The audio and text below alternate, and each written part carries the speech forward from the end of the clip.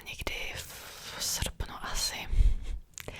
Takže když mi ta knížka konečně přišla, tak jsem si říkala, fajn, udělám další video.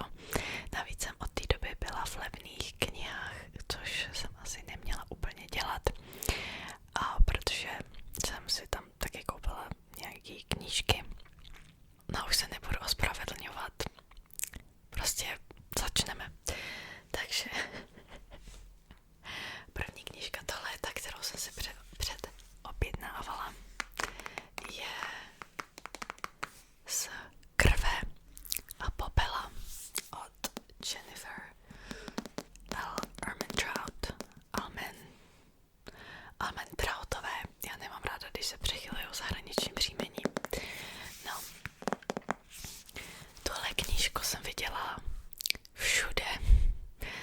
Na YouTube, na Instagramu i na TikToku, když jsem se tam přihlásila jednou za Uherský Rok. Mimochodem, a nevím, co se venku děje, a asi budu muset hodně stříhat tohle video, protože pořád jsou tam nějaký zvuky na hlas.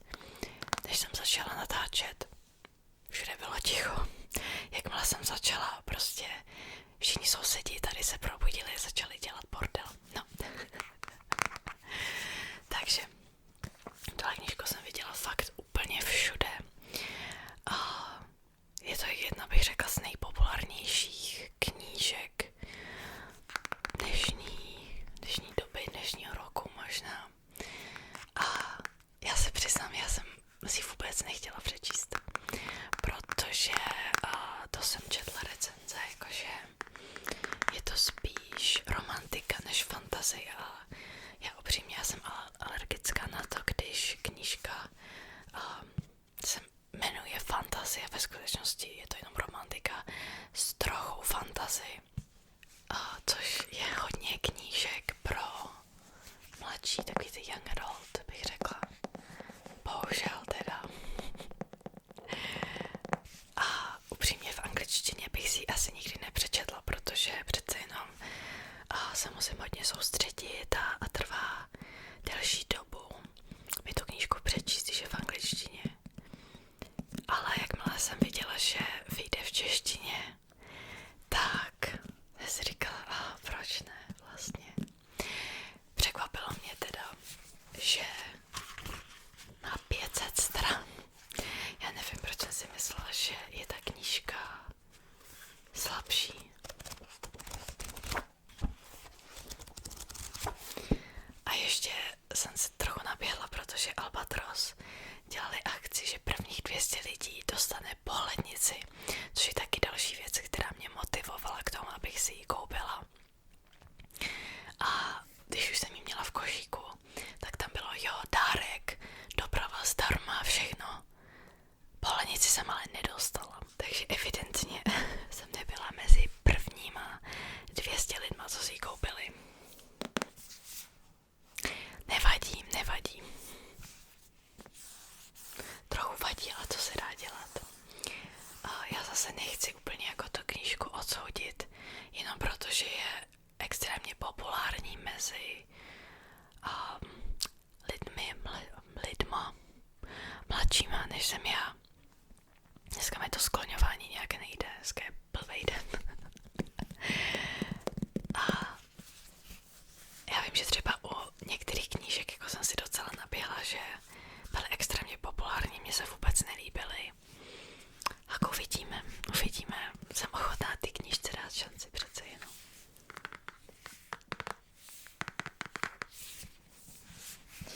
Já vám přečtu zadní stranu, když tak. Poppy byla už od narození vyvolena, aby svět přivedla do nové éry a její život tak nikdy nepatřil jen jí. Na rameno jí teď leží budoucnost celého království, sama však neví, zda o to vůbec stojí. A když do jejího života vstoupí zlatooký strážce Hawk, který má zajistit její povznesení, Poppyn osud a povinnost se propletou s jejími touhami a potřebami. Poppy začne zpochybňovat vše, v co kdy věřila, a Hawk ji uvede v pokušení vyzkoušet zakázané. Já fakt nevím, proč jsem si tohle knížku koupila.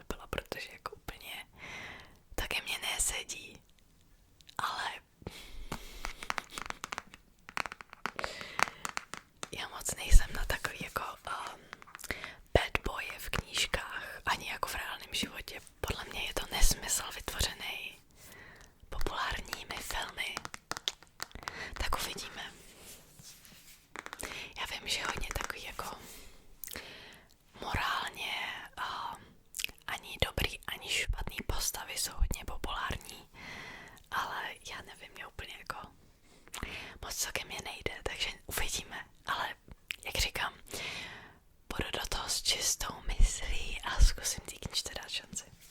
Aspoň, když nic jiného, tak uvidím, jestli jako to za to stálo, jestli opravdu ta popularita ty knížky za to stála. No. Jdeme dál. Potom jsem teda byla v levných knihách, jak jsem říkala. A levné knihy mají hrozně krásný edice knížek. Já se musím podívat, kdo to vydává. Fortuna Libry. Já nevím, jestli tyhle edice se dají koupit jinde.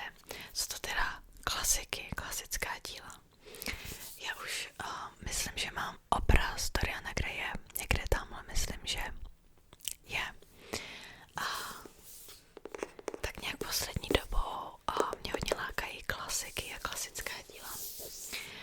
Tohle je teda Kulička a jiné povídky od Guye de Maupassanta. Moc neumím francouzsky. A já jsem Kuličku četla měla jsem ji mezi vybranýma knihama na maturitu. Já vím, že když já jsem maturovala, tak ten rok z nějakého důvodu jsme měli prostě obrovský seznam knížek, z kterého jsme si mohli vybírat.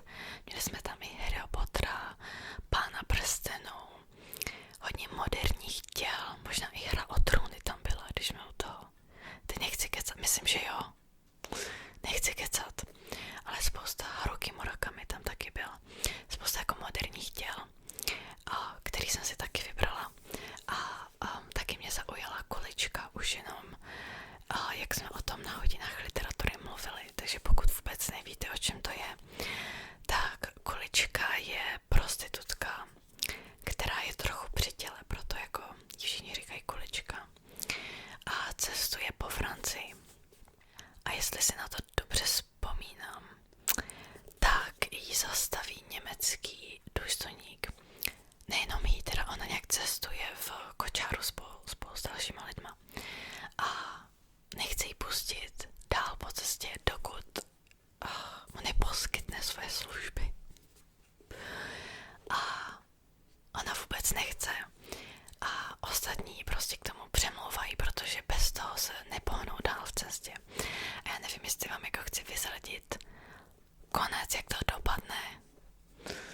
A ono to má asi jenom 50 stránek, jo, je to fakt kratoučká povídka, takže doporučuji si to přečíst. A možná už jako na hodinách literatury vám už řekli, jak to dopadne. Takhle, já nemám ráda, když na hodinách literatury se vyzrazují konce, protože pak jako úplně nemám motivaci si to přečíst. Každopádně tahle povídka myslím skvěle zobrazuje takový jako pokrytectví ve společnosti, co se právě takovýchhle pracích týče a myslím, že to přetrvává do dnešní doby.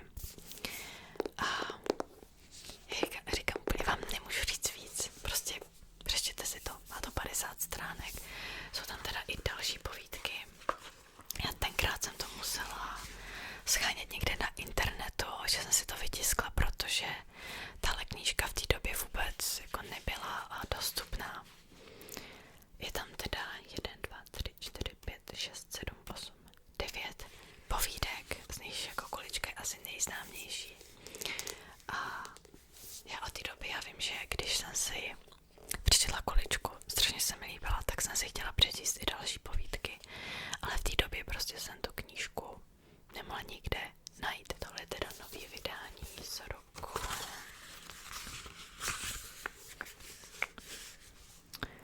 2019 asi, tedy že to bylo přeloženo 2016, ale obálka byla vytvořena v roce 2019, takže já předpokládám teda, že to je z roku 2019 vydání druhé. No. Ještě vám teda přečtu zadní stranu. Výbor z povídek Guye Maupassanta, jednoho z nejslavnějších francouzských autorů druhé poloviny 19. století, vybral, uspořádal a nově přeložil Jiří Žák. Sbírce vévodí Kulička, která byla poprvé vydána roku 1880 v souboru Méranské večery, to se ani nepokusím jako přečíst ve francouzštině.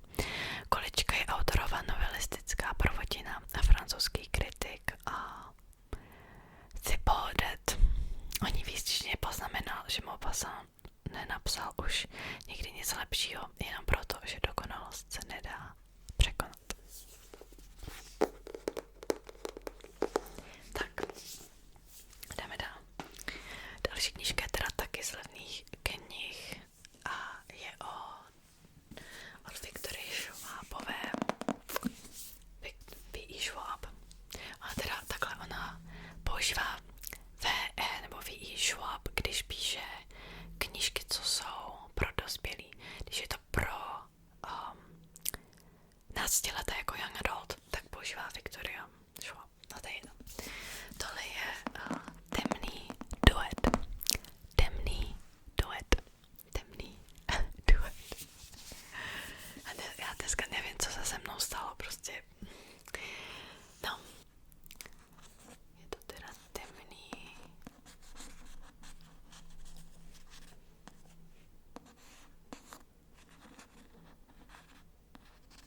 Duet.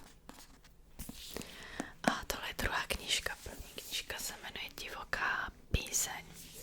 A je to o dvou lidech. V podstatě je to, myslím, zase někde v budoucnosti, což původně bylo Chicago. A teď to město je rozděleno na dvě poloviny. Jednu polovinu ovládá gang, který vás dokáže ochránit před monstry. Myslím, že tam nějak ty příšery se rodí z násilí, něco takového, myslím.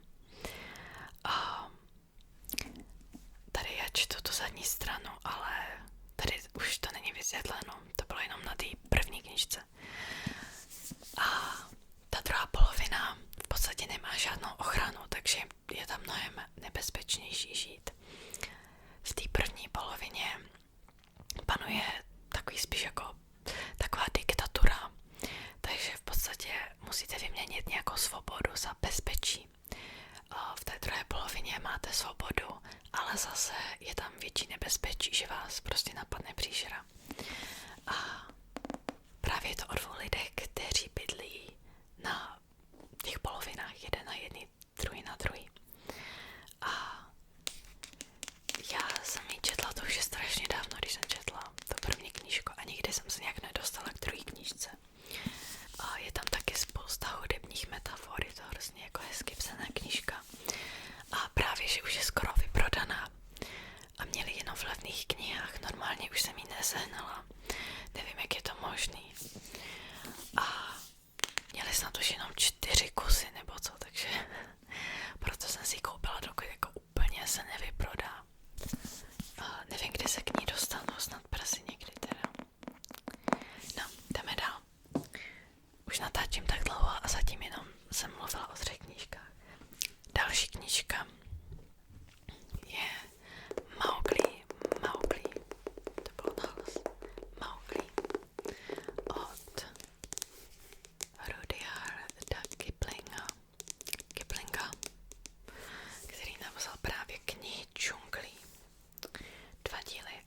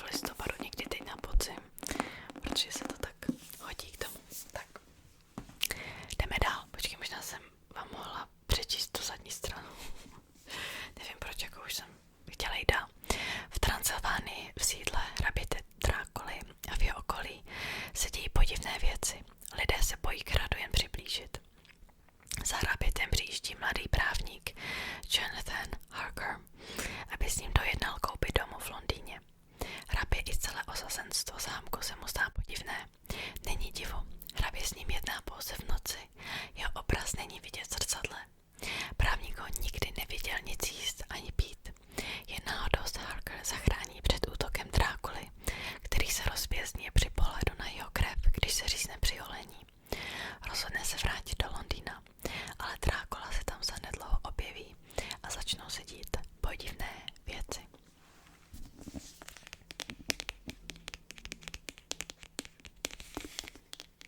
Tak, teď jdeme dál.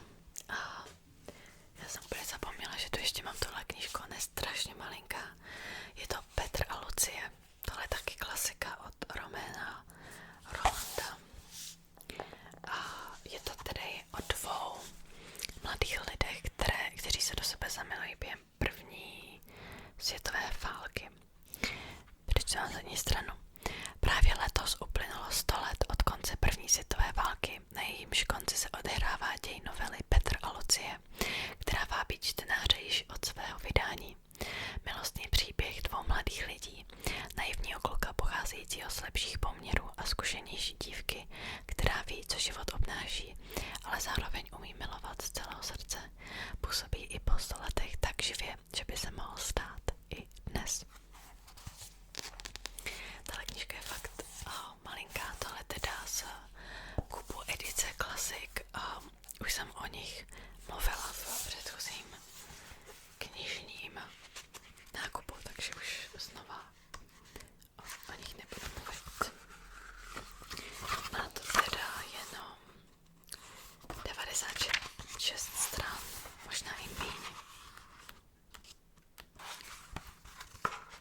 Má to jenom 88 stran a právě jsem viděla konec a vzpomněla jsem si, že vlastně vím, jak to dopadne, ale tady jednostejně si to přečtu.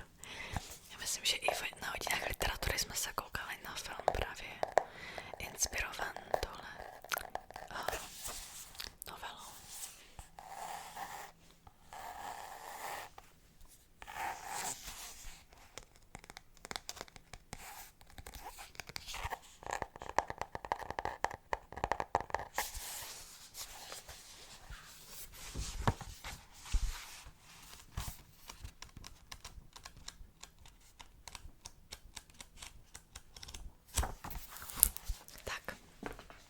Poslední knížka jsou Zády Udolfa. Jsou to 2 díly. Je to jeden román. Napsala to Anne Radcliffeová. A já nemůžu ty knížky z toho dostat ven vůbec. A je to teda takový pravý jako gotický román. Já už jsem o tom trochu mluvila v předchozím videu, když jsem mluvila o northengerském opatství. Tahle knížka je tam pořád zmiňována. A i northengerské, to je strašné slovo, northengerské opatství. A je taková parodie na tyhle romány gotický. Takže říkala jsem si, že zkusím si je přečíst. Má to teda takhle, oni jsou to jako 2 díly. Má to dohromady asi 1000 stran. Takže uvidíme, zase se to hodí trochu na podzim. Má to takovou asi ponorou atmosféru. V podstatě, jestli jsem to dobře pochopila, z toho northengerského opatství a tak dále. Je to v podstatě o hradě, kde se dějou nějaké podivné věci, jsou tam duchové vraždy, možná já sama upřímně přesně nevím. A právě tahle díla inspirovala horory dnešní doby. Já si myslím, že na nás to bude asi trochu slabota, taková jako hororová knížka z minulosti. Na druhou stranu to je perfektní pro mě, protože já jsem strašbitel. A jako moderní horory mě prostě osobně nesedí. Ale tenhle třeba bude, uvidíme.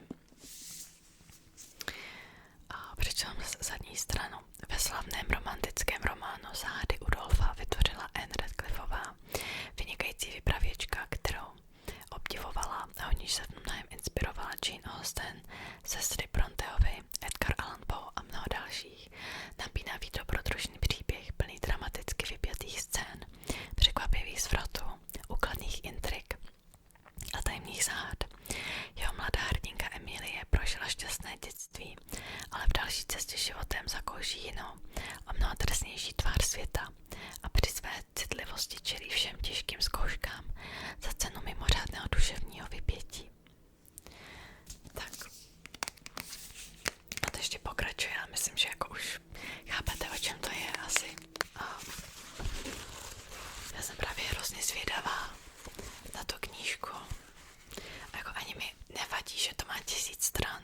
Já upřímně jsem jako z těch lidí, co spíš mají rádi delší knížky, protože kratší knížky na mě jako nedokážou zapůsobit, nebo jak bych to popsala.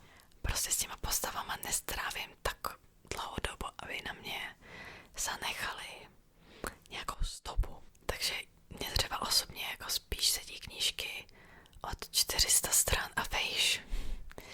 Většinou, když je to pod 400 stran, tak jako není to ono, ještě tak 300 až 400 stran ještě jako zkousnu. Jakmile to míň, tak už to jako, už mě tak moc nesedí. Nevím, asi jsem divná. No, tohle je teda poslední knížka. Já doufám, že se vám tohle video líbilo. Bylo trochu delší, než jsem zamýšlela, ale to nevadí. Tohle je hrozně zajímavý zvuk.